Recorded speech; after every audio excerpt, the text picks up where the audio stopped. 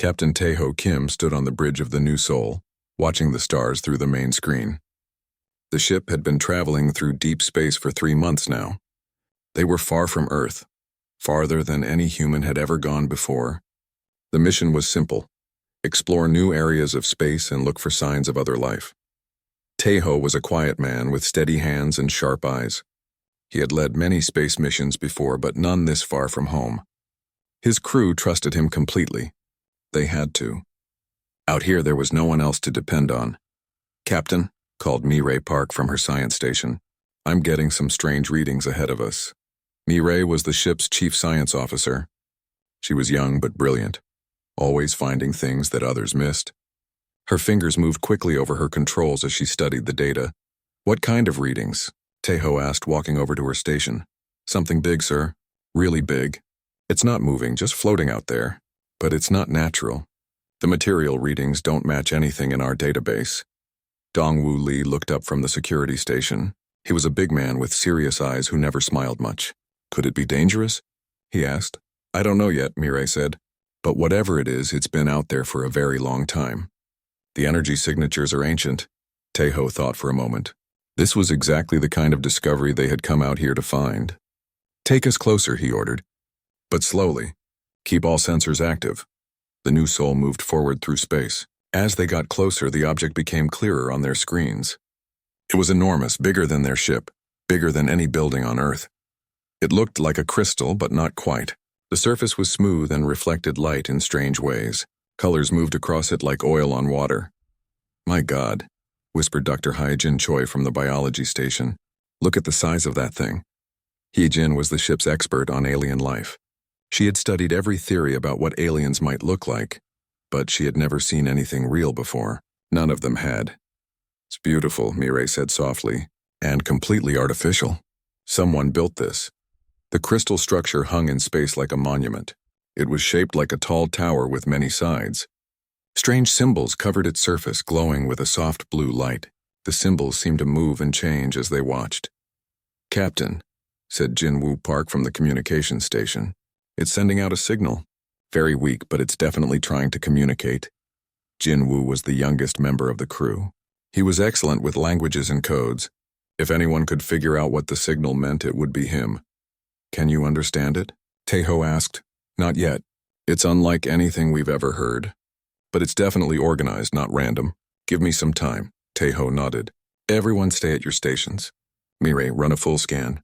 I want to know everything about this object. Dong-Woo, keep weapons ready, but don't aim them. We don't want to seem threatening." The next few hours passed slowly. The crew worked quietly, each focused on their tasks. Mireille's scanners revealed more details about the crystal structure. It was made of materials that didn't exist on Earth. The technology was far more advanced than anything humans had built. "Captain," Mireille called out, "I'm detecting hollow spaces inside the structure. It might be some kind of container or storage device." "Storage for what?"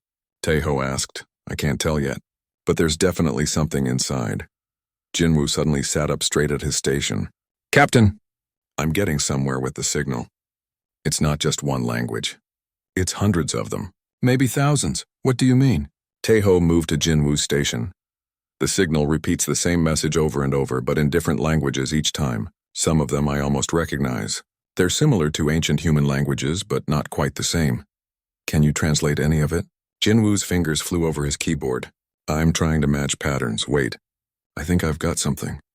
He looked up at Taeho with wide eyes. "Captain, you're not going to believe this when... Tell me." "The message is about humans. It mentions Earth, our planet's name in languages that existed before humans ever left Earth." The bridge went quiet. Everyone stopped what they were doing and looked at Jinwoo. "That's impossible," Dongwoo said. "How could aliens know about Earth before we had space travel?" "I don't know," Jinwoo said. "But that's what it says. The message is. It's like a warning, or maybe instructions." "What kind of instructions?" Taeho asked. Jinwoo looked at his screen again. "It says, humans are off bounds. We bring no harm to them. That's the basic message." It repeats in every language. The bridge was silent for a long moment. Everyone stared at the crystal structure on their screen. "Dr. Choi," Taeho said finally, "what's your analysis?" Heejin looked up from her station, her face pale. Captain, I'm detecting something else inside the structure. Biological samples. Preserved genetic material. From what species? That's the problem, sir. According to my scans, it's human genetic material. DNA that matches our own species perfectly. Tejo felt a chill run down his spine. How old is this structure? Mireille checked her readings again. Based on the decay rates and energy signatures, I'd estimate at least 50,000 years. Maybe more. That's impossible, Dongwu said. Humans weren't even in space 50,000 years ago. We were barely using tools. I know, Mireille said quietly, but that's what the data shows. Tejo walked to the main screen and stared at the alien structure. His mind raced with questions. How did aliens know about humans so long ago? Why did they have human genetic samples? What did the warning message mean? Jinwoo, he said. Keep working on that translation. I want to know exactly what it says word for word. Mireille, scan for more structures in this area. If there's one, there might be others. Yes, sir, they both replied. Haye Jin, I want a complete analysis of those biological samples. Find out everything you can about them. Right away, Captain. Tejo turned to Dongwu. What's our status? Any other ships in the area? No, sir. We're completely alone out here. The nearest human outpost is 3 weeks away. Good, I want this kept quiet until we know more. Something tells me this discovery is going to change everything. As the crew worked, Tejo stared at the crystal structure. It floated silently in space, holding secrets that were older than human civilization. Whoever built it had been watching humanity for thousands of years. They knew things about humans that humans didn't even know about themselves. The message played over and over in Tejo's mind. Humans are off bounds. We bring no harm to them. It sounded like a promise. Or maybe a threat. But who were they? And why did humans need protection? For the first time since leaving Earth, Captain Tejo Kim felt truly alone in the vast darkness of space. But he also felt something else. The weight of a discovery that would change humanity's place in the universe forever. The crystal continued to pulse with its ancient light, keeping its secrets for now. But Tejo knew that before long those secrets would be revealed. And when they were, nothing would ever be the same again. 3 days had passed since the discovery of the crystal beacon. The crew of the New Soul worked around the clock to understand what they had found. Jinwoo had made progress with the translation, but each new piece of information only raised more questions. Captain, Jinwoo called out during the morning shift. I've decoded more of the message. There's something else embedded in the signal. Tejo walked over to the communication station. What did you find? Coordinates. The beacon is pointing us somewhere specific. It's like a road sign in space. Mireille looked up from her science station. I've been tracking the energy patterns from the beacon. Jinwoo is right. There's definitely a directional component to the signal. It's pointing toward a system about 2 days away. Tejo studied the star charts on the main screen. The system Jinwoo had found was completely unexplored. No human had ever been there before. What's your recommendation? He asked Mireille. The energy signature is similar to the beacon, but much stronger. Whatever is out there, it's active. Not just a storage device like this one. Dongwu spoke up from his security station. Captain, I don't like this. We're following signals from unknown aliens to an unknown location. This could be a trap. He's right to be cautious, Dr. Hyojin Choi said. But think about what we've learned. Whoever left this beacon has been protecting humans for thousands of years. If they wanted to hurt us, they've had plenty of time to do it. Tejo considered their options. They could return to Earth with what they had learned, but that would mean leaving so many questions unanswered.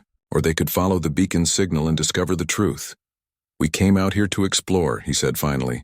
Set course for those coordinates. But stay alert. If anything seems wrong, we leave immediately. The New Soul turned away from the crystal beacon and headed toward the unknown system. As they traveled, the crew continued their analysis of the alien message. Each day brought new discoveries. Captain, Heejin said on the second day of travel, I've been studying the genetic samples from the beacon. They're definitely human, but there's something strange about them. Strange how? They're perfect. Too perfect. These DNA samples show no genetic diseases, no mutations, no flaws at all. It's like someone took human genetics and improved them. Mireille looked up from her station. That matches what I found in the technological scans. The beacon's construction is flawless. Whoever built it has technology that makes our best work look primitive. We're approaching the target system, Jinwoo announced. And Captain, I'm picking up new signals. much stronger than the beacon. On the main screen, a star system appeared. It had several planets, but most of them looked dead and cold. Only one planet showed signs of activity. There, Mireille pointed to a space station orbiting the third planet. That's where the signals are coming from. The space station was enormous, bigger than any human city. It was built in a style completely different from human architecture. Smooth curves and flowing lines made it look almost organic, as if it had grown instead of being built. "I'm detecting life signs," Yejin said, her voice excited. "Multiple species." "This is it, Captain. We're about to make first contact with alien life." Tejo felt his heart racing. This was the moment that would change everything. "Open a communication channel," he ordered. "Channel open, sir." "This is Captain Tejo Kim of the human exploration vessel New Seoul. Can anyone hear me?" For a moment there was only silence. Then a voice replied, speaking perfect Korean. "Captain Kim, we have been expecting you. Please follow the navigation beacon to Docking Bay 7. You will be met there." The crew exchanged glances. The aliens spoke Korean as if they had been speaking it all their lives. "How do they know our language?" Dongwoo asked quietly. "The same way they knew about Earth 50,000 years ago," Tejo replied. "They've been watching us." The New Seoul followed the navigation beacon to the space station. As they got closer, they could see the incredible detail of the alien construction. The station was covered in the same flowing symbols they had seen on the beacon. "Docking complete," reported the ship's computer. Tejo stood up and straightened his uniform. "Mireille, Dongwoo, Heejin, you're with me. Jinwoo, stay here and monitor communications. If anything goes wrong, get the ship away from here immediately." "Yes, sir," Jinwoo replied, though he looked disappointed to miss the first contact. The 4 crew members walked through the ship's corridors to the airlock. Beyond the door waited the unknown. Tejo took a deep breath and pressed the button to open the airlock. The docking bay was filled with soft blue light. The air was breathable according to their sensors. Standing in the center of the bay was a figure waiting for them. The alien was tall and thin, much taller than any human. Their skin was pale blue and seemed to glow slightly. They wore robes that flowed like water, and their eyes were large and silver. Despite their strange appearance, there was something peaceful about them. "Welcome, Captain Kim," the alien said, bowing slightly. "I am Ambassador Keshtai of the Velkari. We have waited a very long time for this meeting." Tejo stepped forward and returned the bow. "Ambassador Keshtai, I'm honored to meet you. We have many questions." "As do we," Keshtai replied. "Please follow me. There is much we need to discuss, and time may be shorter than we would like." They walked through corridors that seemed to curve and flow like rivers. The walls showed images of stars and planets, but also of strange alien worlds and creatures that Tejo could never have imagined. "Your technology is incredible," Mireille said, staring at the walls. "Thank you," Keshtai replied, "though what you see here is quite simple compared to what once existed." They entered a large room with a curved ceiling that showed the stars outside. In the center was a table surrounded by chairs that seemed to be made of the same flowing material as everything else. "Please sit," Keshtai said. "What I'm about to tell you will be difficult to understand." Tejo and his crew sat down. The chairs adjusted automatically to fit their bodies perfectly. "You found our beacon," Keshtai began. "You decoded our message. Now you must learn why that message exists." The alien touched a control panel and the room filled with holographic images. Stars and planets appeared around them, showing a map of the galaxy. 50,000 of your years ago, the galaxy was a very different place, Keshtai said. There was a species that ruled much of known space. They were called the Torvan. The hologram showed images of beings that looked almost human but stronger and more aggressive. They wore armor and carried weapons of incredible power. The Torvan were warriors unlike anything the galaxy had ever seen. Keshtai continued. They conquered world after world, system after system. Nothing could stop them. They were too smart, too strong, too ruthless. Haijin leaned forward. What happened to them? They disappeared, Keshtai said simply. One day they were there, ruling a third of the galaxy. The next day they were gone. Their ships, their cities, their armies, all abandoned. But what does this have to do with humans? Tejo asked. Keshtai touched the controls again. The hologram changed to show Earth, then images of early humans. When the Torvan disappeared, we sent scouts to their worlds. We found evidence that before they vanished, they had visited a small planet on the edge of the galaxy. Your world. Earth. The room was silent except for the soft humming of the station systems. We found genetic markers, Keshtai continued. The Torvan had influenced your species, changed you. Humans carry Torvan genetics. Dongwu stood up suddenly. You're saying we're descended from these warrior aliens? Not descended, Keshtai corrected. Enhanced. The Torvan took early humans and gave them some of their own abilities. Then they disappeared, leaving you to develop on your own. But why? Mirai asked. Why would they do that? We don't know, Keshtai admitted. But we know what it means. Humans have the potential to become what the Torvan were, the greatest warriors the galaxy has ever known. Teho felt a chill run through him, and that's why you've been protecting us. You're afraid of what we might become. Keshtai nodded slowly. When we discovered what the Torvan had done, the surviving civilizations formed an agreement. The Protection Covenant. We swore to watch over humans, to guide your development, to prevent you from awakening your ancestral nature. For 50,000 years, Heejin said quietly. You've been watching us. Every step of your development. We influenced your religions, your philosophies, your cultures.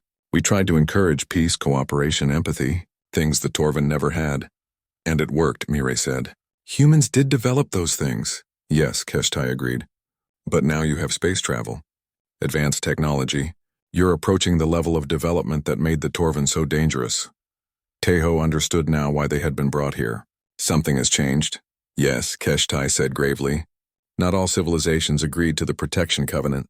Some believe that humans should be stopped before you become too powerful. They are preparing to act. Act how? Dongwu demanded. They plan to test you, Keshtai said, to see if humans still carry the Torvan's potential for violence. And if you do, they'll try to destroy us, Teho finished. Keshtai nodded sadly. The test is already in motion. Even now, ships are moving toward human space. Your people are about to face their greatest challenge.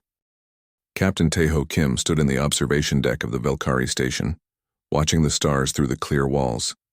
His mind was spinning with everything Ambassador Keshtai had told them. Humans were descendants of ancient warriors.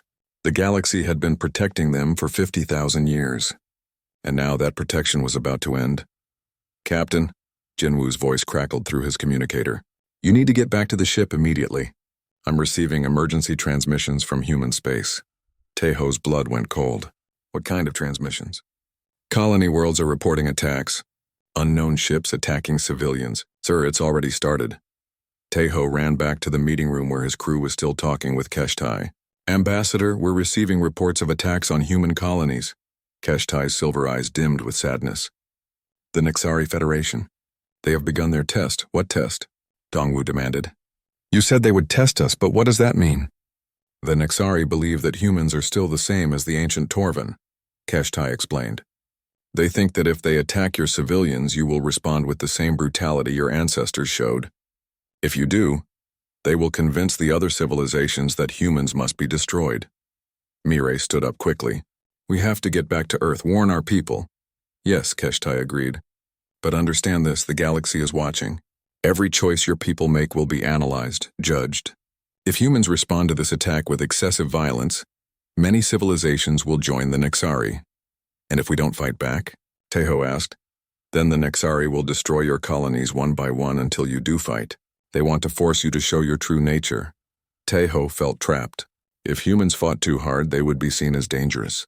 If they didn't fight hard enough, innocent people would die. There must be another way, Dr. Hai Jinchoi said. Perhaps, Keshtai replied. The Velkari will help however we can.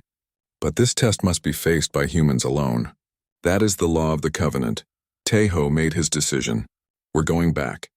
Our people need to know what they're facing. The crew of the New Soul said goodbye to Ambassador Keshtai and rushed back to their ship.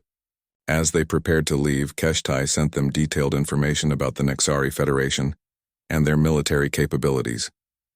Jinwoo, Teho ordered, as soon as they were aboard. Set course for human space. Maximum speed. Yes, sir. But Captain, at maximum speed we're still 3 days away from the nearest human outpost. Then we'd better hope our people can hold out for 3 days. The New Soul raced through space toward home. During the journey, the crew monitored communications from human space. The news got worse each hour. The Nexari had attacked 3 colony worlds so far. Their ships were more advanced than anything humans had. But they weren't trying to destroy the colonies completely. Instead, they were attacking slowly, drawing out the fighting. It's like they're playing with their food, Dongwu said grimly, watching the tactical reports. They're testing our responses, Mireille agreed. Each attack is designed to make humans angrier. On the second day of travel, they received a transmission that made Taeho's heart stop. The colony world of New Busan was under attack. Captain, Jinwoo said, his voice tight with emotion.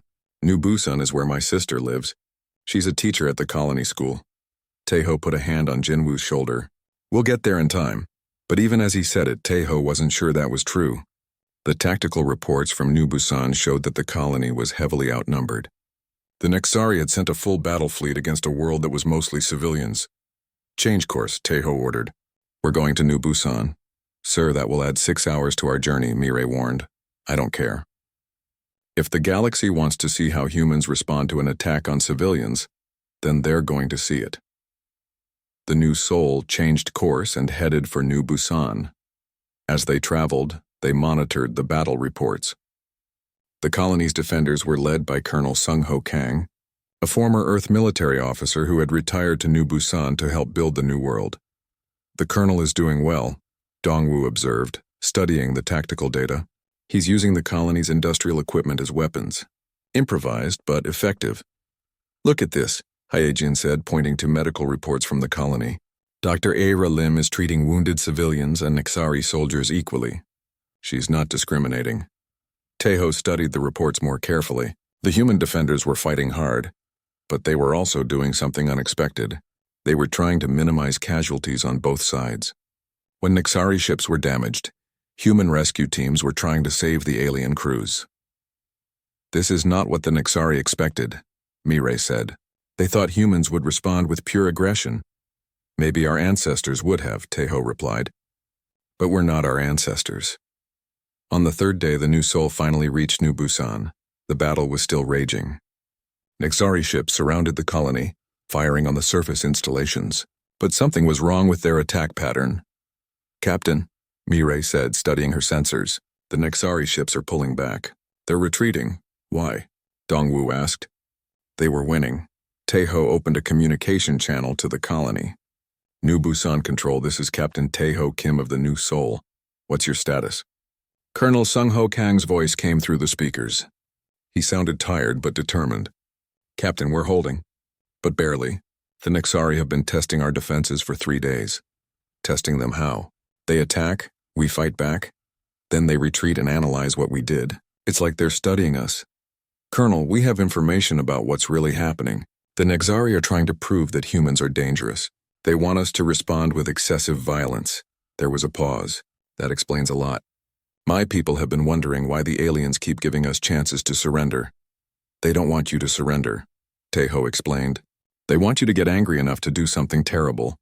Then they'll use that as evidence against all of humanity. Well, they're going to be disappointed, Colonel Kang replied. We've been fighting to protect our people, not to hurt theirs. Suddenly, the Nexari ships began attacking again. But this time they weren't holding back. The full force of their weapons rained down on the colony. They're getting frustrated, Dongwu observed. The humans aren't responding the way they wanted. New Soul to New Busan, Taeho called. We're coming to help. Negative, Captain, Colonel Kang replied. You have one small ship against a fleet. Don't waste your lives, but Taeho had an idea. Jinwoo, send a message on all frequencies. Make sure the Nexari and anyone else listening can hear it. Yes, sir. Channel open. This is Captain Taeho Kim of the human vessel New Soul, Taeho announced. To the Nexari fleet attacking New Busan, we know this is a test. We know you want to prove that humans are violent and dangerous. But you're wrong about us, he paused, choosing his words carefully. We are descendants of warriors, that's true. But we've learned something our ancestors never knew. True strength comes from protecting others, not from destroying them. The Nexari fleet continued their attack, but Taeho wasn't finished. We're going to fight you, he continued. We're going to fight with everything we have. But we're fighting to save lives, not to take them. We're fighting because our people need protection, not because we enjoy violence. Captain, Mireille called out.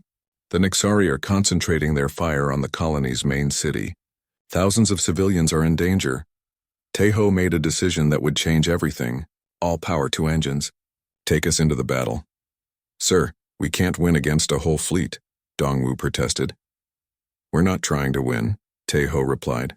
We're trying to buy time. The new soul dove into the battle like a tiny bird attacking a flock of eagles.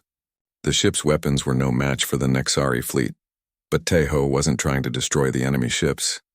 He was trying to draw their fire away from the civilians below. Colonel Kang, he called to the colony, while they're focused on us, get your people to safety. Already on it, Captain. You're giving us the time we need. The new soul dodged and weaved between the massive Nexari ships. The aliens tried to destroy the small human vessel, but Taeho's pilot, Yuri Nam, was too skilled. She had joined the crew just before the mission, and she flew like she had been born in space. Yuri, Taeho called, can you get us close to their command ship? I can try, sir. But what's the plan? We're going to surrender. The bridge crew stared at him in shock. Sir? Dongwu asked. Trust me, Taeho said. Jinwoo, open a channel to the Nexari command ship. The new soul flew directly toward the largest enemy vessel. Nexari weapons fired all around them, but Yuri's flying kept them just ahead of destruction. Nexari command ship, Taeho announced. This is Captain Kim. I'm requesting permission to come aboard. You wish to surrender? Came the reply in accented but clear Korean. I wish to talk, Taeho corrected. Your test isn't working the way you planned. Maybe it's time to try a different approach. There was a long pause. Then the Nexari weapon stopped firing. You may approach, human captain, but know that this changes nothing. Your species will still be judged. I understand, Taeho replied. But maybe it's time someone judged you too. The new soul docked with the Nexari command ship. Taeho knew he was taking an enormous risk, but someone had to speak for humanity, and right now he was the only one who could do it. Captain Taeho Kim walked through the corridors of the Nexari command ship, flanked by alien guards. The ship was dark and cold, built for war rather than comfort. Red lights cast strange shadows on the metal walls, and the air smelled of ozone and machine oil. The Nexari were different from the peaceful Velkari. They were shorter than humans but much broader, with thick gray skin that looked like armor. Their eyes were small and black, and they moved with the controlled precision of soldiers. Your species interests us, human, said the guard captain as they walked. You fight well for such a young race. We fight when we have to, Taeho replied. But we prefer not to fight at all. The guard captain made a sound that might have been laughter. The Torvin said the same thing. At first, they entered a large chamber filled with tactical displays and communication equipment. At the center stood a massive Nexari wearing decorated armor. This had to be the fleet commander. I am war leader Zeph Cole, the alien announced. You are the human who wishes to talk instead of fight. I am Captain Taeho Kim. And yes, I believe talking is usually better than fighting. Zeph Cole gestured to the displays around them. They showed the battle at New Busan from different angles, with detailed analysis of human tactics and responses. Your people fought well, Zeph Cole admitted, better than we expected. But they also fought, strangely. How so? They tried to save our wounded. When our ships were damaged, your people sent rescue teams. This is not the behavior of warriors. Taeho studied the alien commander. What kind of behavior would you expect from warriors? Destruction. Complete victory. The elimination of enemies.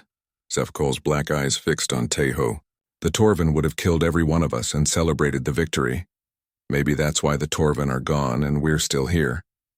The war leader was silent for a moment. Then he activated another display.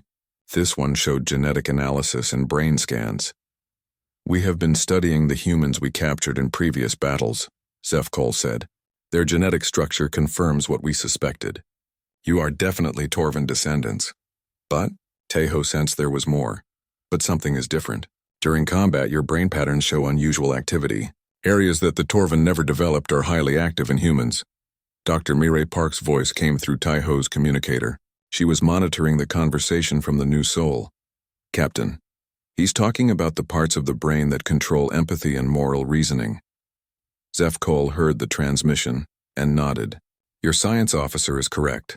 Humans have developed cognitive abilities that make them softer than their ancestors. You say that like it's a weakness, Taeho replied. Perhaps it is. Perhaps it is not. That is what we are here to determine. The war leader activated another display, this one showing a star map of the galaxy. Hundreds of worlds were marked in different colors. The Torvan conquered all of these worlds, Zefkul explained. Billions died. Entire civilizations were wiped out. When they disappeared, we swore that nothing like them would ever threaten the galaxy again. And now you think humans might become the same threat? Some of us do. Others believe the Velkari are right, that humans have changed enough to be safe. Zefkul turned to face Taiho directly. I brought my fleet here to settle the question once and for all. By attacking innocent civilians? By seeing how you respond when your people are threatened? The Torvan's first instinct was always violence. Maximum force. Total destruction. Taiho understood now. But humans didn't respond that way. No. You fought to protect, not to destroy. You tried to minimize casualties. You even attempted to save our wounded. The war leader paused. This is not what we expected. Suddenly alarms began blaring throughout the ship. A Nexari officer rushed to Zefkul and spoke in their own language. The war leader's expression changed to one of concern. What's happening? Taiho asked. Long-range sensors have detected a large fleet approaching this system. Ships from multiple civilizations. The Galactic Assembly, Taiho realized. They're coming to see the results of your test. Yes. And they are bringing enough firepower to destroy every human world if they decide you are too dangerous. Taiho felt a chill of fear. How long do we have? 6 hours until they arrive. After that, the decision will be made. If the Assembly concludes that humans are a threat, they will not hesitate to act. And what's your recommendation going to be? Zefkul was quiet for a long moment, studying the data displays around them. I came here believing that humans were monsters waiting to be unleashed. But what I have seen troubles me. Because we're not monsters, because you might be something worse, or something better. I am not certain which. Before Taiho could ask what that meant, another alarm sounded. This time it was from his own ship. Captain, Jinwoo's voice came through the communicator. We're receiving a priority transmission from Earth. Admiral So Young Han is requesting immediate contact. Admiral Han was the head of Earth's defense forces. If she was calling personally, the situation was very serious. War leader Zefkul, Taiho said, I need to speak with my people. Of course, use our communication system. I want to hear what your leaders say when they think the galaxy is watching. Taiho activated the communication panel. Admiral Han's face appeared on the screen. She looked tired and worried. Captain Kim, we've been monitoring your situation. The entire human government is aware of what's happening. Admiral, what are your orders? The President has called an emergency session of the Colonial Council. Every human world is represented.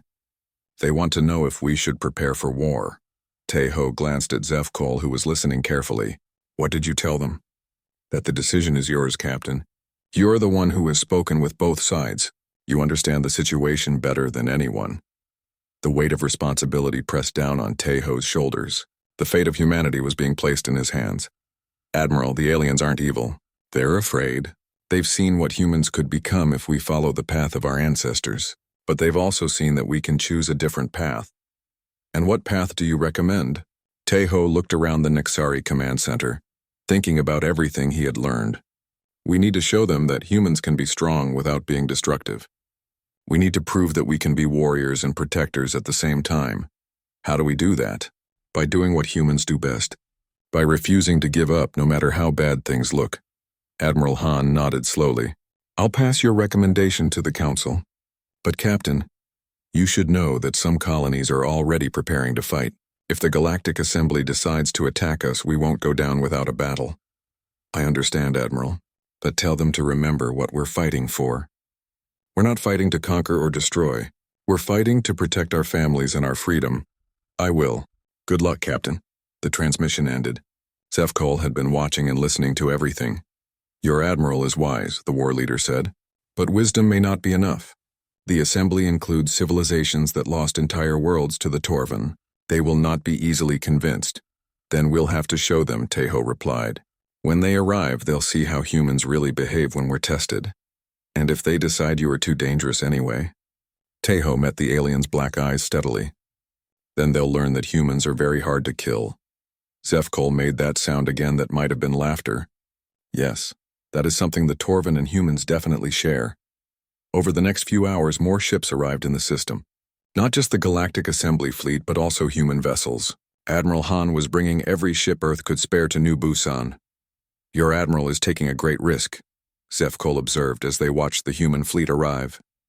"If the Assembly decides humans are hostile, those ships will be outnumbered 1,000 to 1. "She's not here to fight," Tae-ho said, though he wasn't entirely sure that was true. "She's here to bear witness. If the galaxy is going to judge humanity, then humans should be present for that judgment." When the massive assembly fleet finally arrived, it filled the entire star system, ships from dozens of different civilizations, all armed with weapons that could destroy planets. "The moment of truth has arrived," Zefkol announced. "The Assembly is requesting that all parties prepare for the final judgment." Tae-ho looked out at the vast alien fleet and felt the weight of 50,000 years of galactic history pressing down on him. Everything that happened next would determine whether humanity had a future among the stars, or whether they would be remembered only as the last echo of an ancient threat. "War leader," he said, "whatever happens, I want you to know that this conversation has meant something. You gave us a chance to prove ourselves." The Galactic Assembly's massive fleet hung in space around New Busan like a metal storm cloud. Ships from dozens of civilizations waited in formation, their weapons powered but not yet aimed.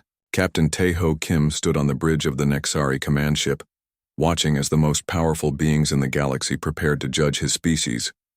"The Assembly is ready to begin," War Leader Zefkol announced. "You will speak for your people, Captain Kim." Tae-ho felt the weight of every human life pressing down on his shoulders. "I'm not sure I'm the right person for this. I'm just an explorer." "Sometimes the right person is simply the one who is willing to speak," Zefkol replied. "The Assembly is opening a communication channel to all ships. The galaxy is listening."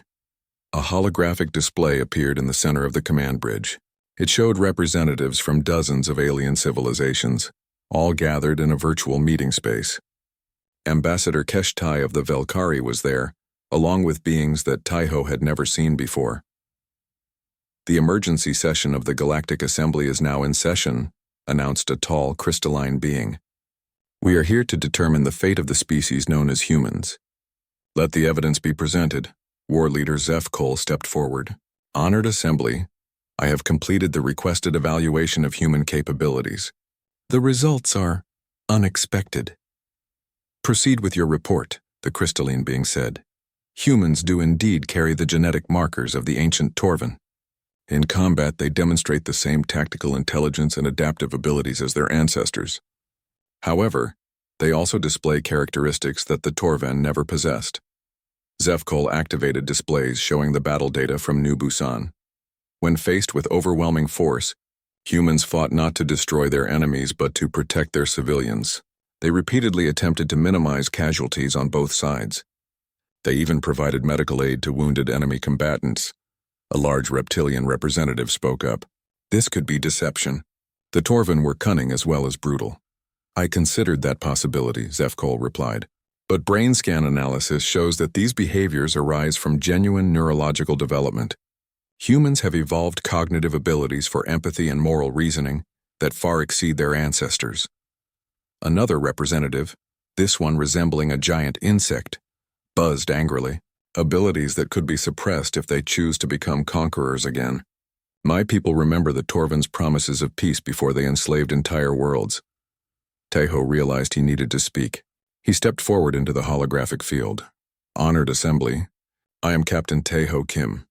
I speak not as a leader or a warrior, but as a human being who has learned the truth about our origins." The virtual assembly turned their attention to him. Dozens of alien eyes studied him with mixtures of curiosity, fear, and hostility. "You're right to be concerned about what humans might become," Tae-ho continued.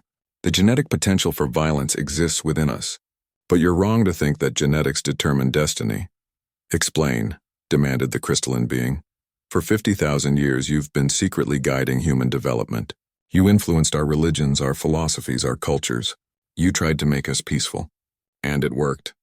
But not because you forced us to be peaceful. It worked because you gave us the tools to choose peace for ourselves." A new voice spoke from the assembly. It was soft and melodic, coming from a being that looked like living light. "What do you mean, human?" "Every species faces the same choice," Tae-ho said. We can use our strength to dominate others, or we can use it to protect them. The Torvin chose domination. Humans have chosen protection, the reptilian representative hissed. Pretty words. But how do we know humans will not change their minds when they become more powerful?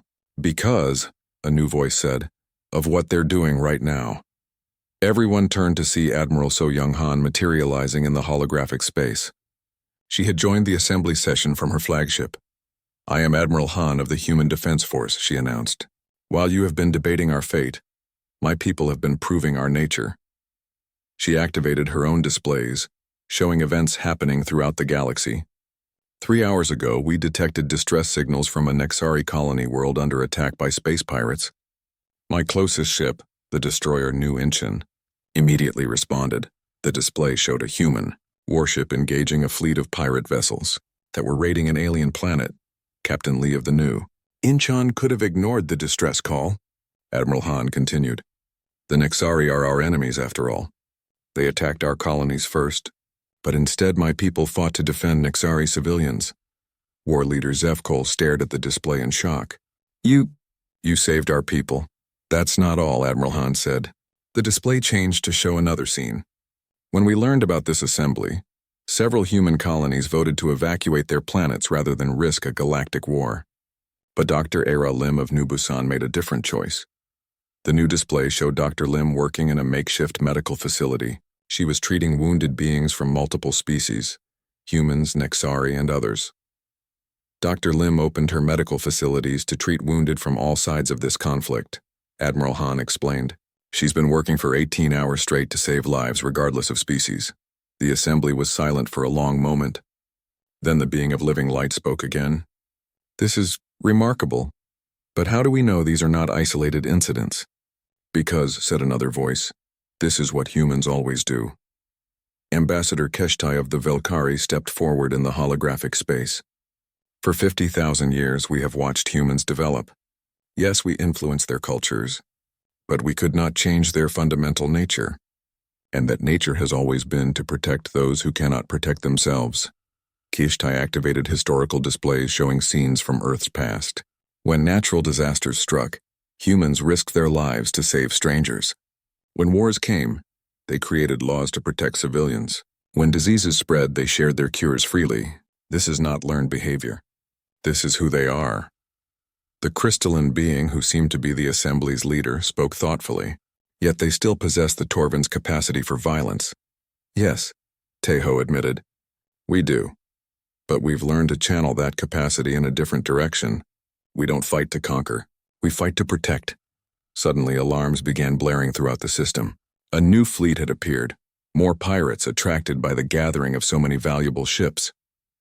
This is perfect, hissed the reptilian representative. Now we will see the humans' true nature when they are threatened. The pirate fleet was massive, easily outnumbering the human ships present. But instead of attacking immediately, they sent a surrender demand. All ships will submit to boarding and surrender their cargo, or be destroyed, came the pirate transmission. Teho watched as Admiral Han coordinated the human response. To his surprise, she didn't order an attack. All human vessels, this is Admiral Han, she broadcast. Form protective formation around the assembly fleet. Our mission is to ensure the safety of all representatives present. The human ships moved to shield the alien vessels, even though many of those same aliens were considering destroying humanity. Admiral, came a transmission from one of her captains. The pirates are moving to attack. Should we engage? Only if they fire first, Admiral Han replied. And remember, protect the alien ships as well as our own. The pirate fleet attacked and the battle began, but it was unlike any battle the galaxy had seen before. The human ships fought with incredible skill and coordination, but their primary goal wasn't to destroy the pirates. Instead, they focused on disabling enemy weapons and rescuing survivors from damaged ships. Look at their tactics, observed war leader Zeph Cole in amazement. They're trying to end the battle with minimal casualties. Pilot Yuri Nam, flying a fighter from the New Sol, demonstrated the human approach perfectly. She disabled a pirate cruiser's weapons, then immediately sent rescue signals to help evacuate the alien crew before their ship exploded. This is impossible, muttered the reptilian representative. No species fights this way in a real battle. Humans do. said Ambassador Keshtai simply. The battle lasted only 20 minutes. The human fleet, though outnumbered, had completely defeated the pirates. But more importantly, they had saved hundreds of enemy lives in the process. In the aftermath, as human medical ships rushed to treat wounded pirates and damaged alien vessels, the Galactic Assembly finally reached its verdict. "I have seen enough," announced the crystalline leader. "The evidence is clear. While humans possess the genetic legacy of the Torvan, they have evolved beyond their ancestors in every meaningful way." The being of living light agreed. "They have shown that strength and compassion can coexist. This is something the galaxy has not seen before." Even the reptilian representatives seemed convinced. Their actions speak louder than any words. When given the chance to destroy their enemies, they chose to save them instead. War leader Zeph Cole spoke last among the major representatives. "I came here believing that humans were a threat that needed to be eliminated. I leave convinced that they are exactly what the galaxy needs." The crystalline leader called for the final vote. "All in favor of granting humans full membership in the galactic community, with all rights and protections therein?" One by one, the representatives voted.